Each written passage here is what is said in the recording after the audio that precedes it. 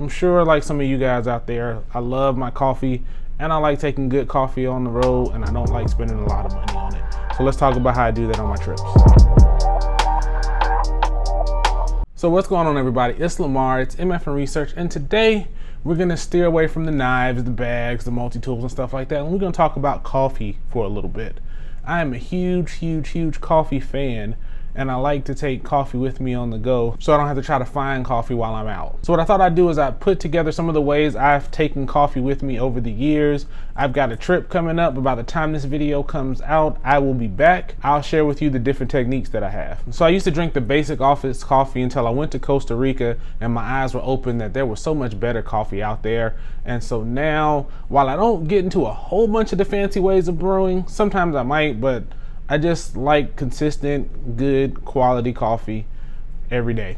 So let's talk about how I get some of that while I'm traveling. So I guess this will be the next video in the travel series, and now we're gonna talk about coffee on the road. Let's talk about some of the ways you can brew it. So one of the first up is let's make it before you go. So you can either use your French press, your Chemex, your drip coffee, whatever you got, make the coffee like you do, and just make it before you leave. What I like to do is cold brew it so it's a little concentrated, and I have a couple extra cups to go with me. So that's one of the ways I'm gonna start the trip off with, and here is a little bit of my cold brew process. I'm not going to give you a recipe. You can go to ChatGPT, you can go to Google and find the recipe that works for you and the size, but what I like to use is my French press to make cold brew coffee. So now I've got two French presses that I use regularly. I've got a double wall that used to sit in the office, and I've got an R2D2 that I got for a birthday gift one year.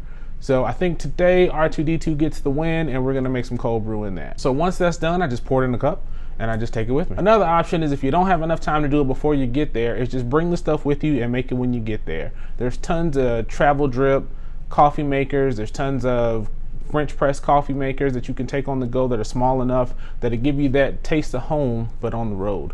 I used to have this double wall French press cup. I like the idea, but it didn't really work in execution. There was just a couple little problems that they probably need to work out. So I'll take a look, and if I see anything that might work for you, I'll put it in the description and maybe you can check it out too. One of the ways that I've used a lot of times in the past, but I'm not planning on taking with me this time, is the AeroPress to make coffee. It fits in a little compact container, and I think even now they make it so it's all in one with the cup included.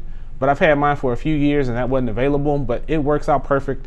You can bring all the things you need. You can make coffee right there in your room. All you need is the hot water. One thing I did was get one of the metal filters instead of the mesh filters, and that makes it all contained, reusable. I just wash it and I go about my business. You can also just take the coffee that you have in the hotel, dump that out, and add your own beans to the coffee filters. A lot of times they have a drip coffee maker in there, and you can just substitute your own grounds in there. It takes a little bit of work and it might get messy if you're not careful, but use a knife. You've got a multi-tool, right? And you can just use that. All right, so the last brew method that I'm gonna talk about, it's an old method, it's a simple method. It's not very common and it's not very popular, but when I was in Costa Rica, I saw coffee being made like this everywhere. I don't have one anymore, but I did for years have a coffee sock, and they are pretty cool. It's basically just a funnel of material. You put it on your cup and you let the ground sit in the bottom, and then you just pour the hot water in, and it actually works pretty good. It's very simple and it packs up real tight. Just take your grounds, take your coffee sock, put it in a cup and roll. All right, so if you don't want to bring any coffee with you, if you don't want to make it before you go, I guess you can buy it. But if you're gonna buy it, try not to go to the gas station, try not to go to any of those big box coffee shops. Try some of the coffee in your grocery stores, even your local grocery stores. Find some of that cold brew, find some of that different stuff. Try something, step out your comfort zone. Try something you wouldn't normally have. And also, it's a great opportunity, and at least once during my trips, I try to catch a local shop and see what kind of coffee they have there. And if I see something I like, I'll buy some beans and bring them home. All right, so now I'm gonna talk about another method that's a little bit different, but it's kind of related to the two methods that we talked about before. It's gonna combine bringing your own coffee and somewhat making it before you go, even though the making it before you go is not being done by you. So last up, I'm gonna talk about co-meter. I'm sure you've seen it on the internet plenty of times, but I love it. I've had it for about a year, and I think I've got an order coming up next week, as a matter of fact. So Definitely recommend it, and I'll tell you a little bit about it, tell you about how it works, tell you about some of the ideas with it. So what they do is it comes in your favorite flavor profiles.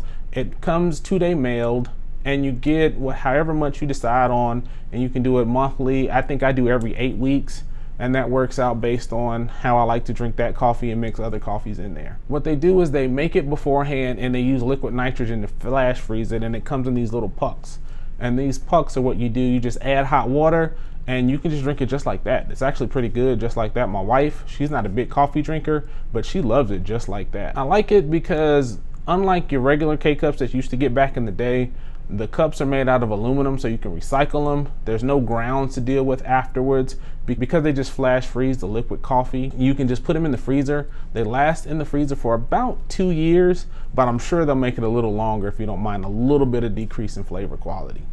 But I've never had them longer than 2 or 3 months, so I don't think you'll keep them in there that long. And also, all the grounds spent in the brewing process, Co-Meter gives them to a local composting company if you're into that sustainability thing. So what you can do is pick your favorite flavors, take them with you, and you can basically just add hot water, put it in a cup, and you've got your coffee with you to go. So let's talk about how you make the coffee. So the simplest thing, the easiest thing is to just take the puck, take some hot water, dump it in the cup, let's go, like I said earlier. That's one of the ways, but if you got a little bit of time, you want to get creative, there's a ton of different ways you can use it. You can thaw it out beforehand, pour it, make iced coffee with it. If you have a Keurig in your hotel, you can just put it in just like a K-cup and make it just like that. It works the same exact way. I've tried it a few times, but I usually don't do it that way, but it works. You can also make cappuccinos, lattes, whatever you're feeling like. If you feel like pouring it over some ice cream, making an alcoholic beverage, whatever you want to do with it, it works out. It's tons of versatility. It saves you that time of having to make the coffee beforehand. You chuck them in a freezer bag, put them in a cooler or something like that, put some ice with it, and it'll travel pretty much like that. What we do when we travel is I just put them in the cooler with all the snacks, put a little ice pack in there, and when we get to the hotel or wherever we're going, put them in the freezer for when they're ready to go. Or I'll just leave one out to let it thaw and do like an iced coffee if it's hot. It is hot right now, so a lot of iced coffee's going down. So I'll include my link, my referral link for Co-Meter. It's not a sponsor link or anything like that. It just gets you a discount. I think it's like $20 off at this time, and I think I get a credit too for my next coffee purchases. Once again, I'm not trying to push it as a sponsor thing. I actually use this coffee. I drink this coffee pretty regularly, at least once or twice a week. My wife drinks it too, and it's some good stuff.